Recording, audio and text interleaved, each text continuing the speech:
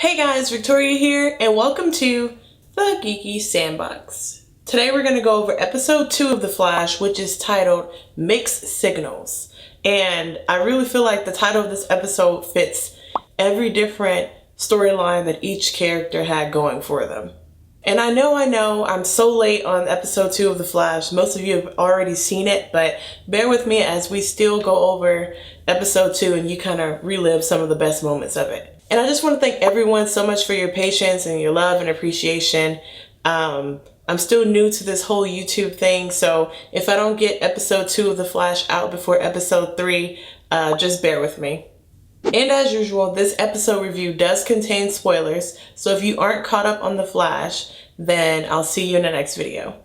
Number 5, Risky Business with Barry. Maybe some of you who have seen the episode, and maybe some of you who haven't seen the episode, know the 1983 movie Risky Business starring Tom Cruise. They pull inspiration from that movie for the opening scene of this episode. We get the most charming, fun, and cute scene that I've seen in The Flash for a while, actually. I don't know, it really gives us some insight into how Barry feels about being back. He's happy, he feels everyone else is happy he's back.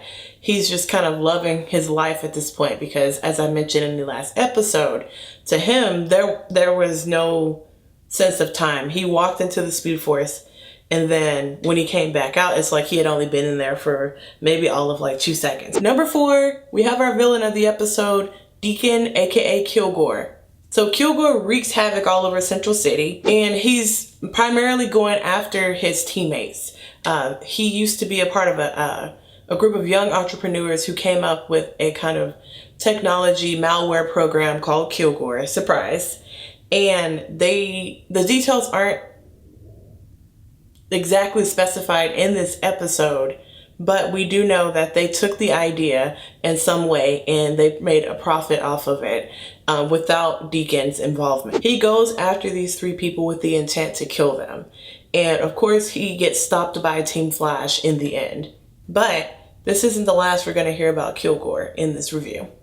And I'll definitely say Deacon, aka Kilgore, was a very interesting villain. I feel the special effects they did for his eyes whenever he would tap into any kind of bit of technology was, I don't know, it was interesting. Like square irises. I don't know, that's really cool to me. Number 3, we get an inside look into Barry's new suit. And Cisco couldn't be any more excited about this whole reveal. When he first reveals it, everyone's just kind of like, yeah, we know you made Barry a new suit, ha ha ha, he he. Cisco's just like, no, but that's not it.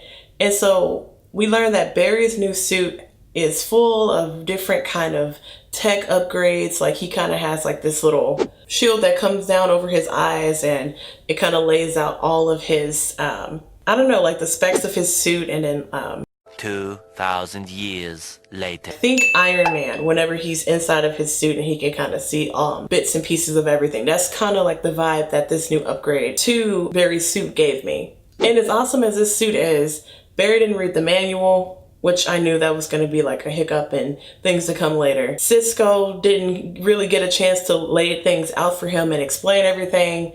So the suit ends up almost being Barry's own demise. Whenever Barry goes after Kilgore, Kilgore's ability allows him to kind of hack into different bits of technology. So now that Barry's new suit is filled with all sorts of technology, Kilgore took advantage of that. Number 2, Barry and Iris go to couples therapy. Who would have thought? Iris and Barry. We're Iris and Barry. We're the golden standard. We heard that a lot throughout the episode from Barry and Iris, which I thought was really funny. It was almost like the showrunners and the writers were kind of making fun of the, the shippers, those of us who ship Iris and Barry. This scene was very important in regard to character development because Barry came right out of the Speed Force, and, it's easy to assume that they just didn't talk about what happened.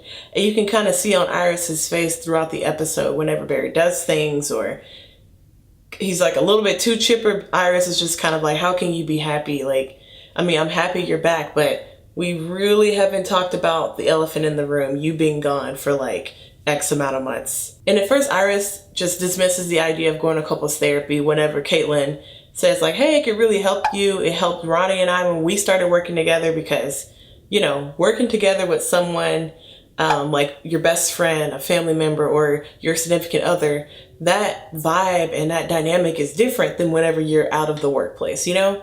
So I feel Caitlyn saw that, she's experienced that, and so she was being genuine whenever she offered it up to Iris. And, you know, Iris made that joke like, come on, we're Barry and Iris. And as I mentioned in a previous video, the dynamics of Team Flash have changed. You know, they were one way before this, before Barry went into the Speed Force, and now that Barry's back, you know, things are different. Iris has stepped up. Wally is putting in more work. Him and Cisco have like a new kind of relationship. Joel's more involved. Caitlyn's back as Caitlyn Snow. So I just feel, you know, everything's really different. So they go to couples therapy, and it couldn't have been any more weirder and heartbreaking, actually. I was surprised by the heartbreaking aspect because they were so lighthearted at the beginning of therapy.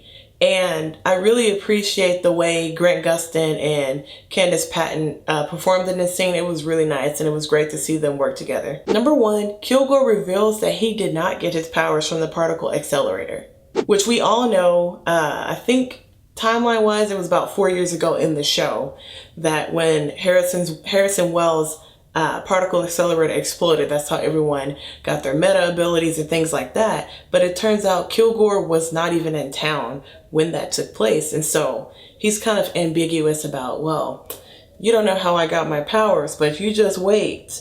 And he just kind of hints that there are more people like him out there and that Central City is in for a big surprise. The Thinker is actually behind whatever it is that gave Kilgore his powers. Like Kilgore said, there are more of them. And so the Thinker, he's just like, yes, everything's going according to plan. Kilgore's in jail. And now we need to find the 8 others. Okay, guys, so let's talk Easter eggs before I wrap up this video. One of the Easter eggs, I'm going to stop you right here. If you're not caught up on Arrow, then do yourself a favor and skip this part of the video. I'll put like a time stamp down here so you can know what part to skip to. But one of my Easter eggs, in episode 1 of this current season of Arrow, Oliver gets outed as Green Arrow, and in this episode of The Flash, Barry finds out via newspaper. And I thought that was a nice little Easter egg crossover because, you know, these 2 shows still exist in the same universe. And I don't know, it was so small, I appreciated it. Whenever Barry's playing around with his suit and it's kind of going haywire and things like that, his suit accidentally turns into a raft. And if I'm right, because I've like talked to someone about this and we've kind of agreed about this, but his suit turning into a raft made him look massive, just like a little large. And I think that's a callback to a moment in the Flash comic books. In the Silver Age comics, Gorilla Grodd, I think issue 115, actually makes the Flash the slowest man alive. Who would have thought, right? And he uses some sort of gun that blows Barry up, kind of, not explosion blow, but kind of like makes him absorb the moisture in the air, and it makes him heavy. And I don't know, I thought that was just so interesting and funny that they paid homage to that in the TV show, even though it was for a couple of seconds. All in all, this episode had a ton of Easter eggs. If Easter eggs are your thing, then let me know if you want me to continue doing them for my Flash videos. That's all I have, guys. If you really enjoyed this video, give me a thumbs up down below. I'll really appreciate it. It'll let me know if you like me reviewing episodes of The Flash. And while you're at it, hit that subscribe button so you can get more TV show reviews like this one.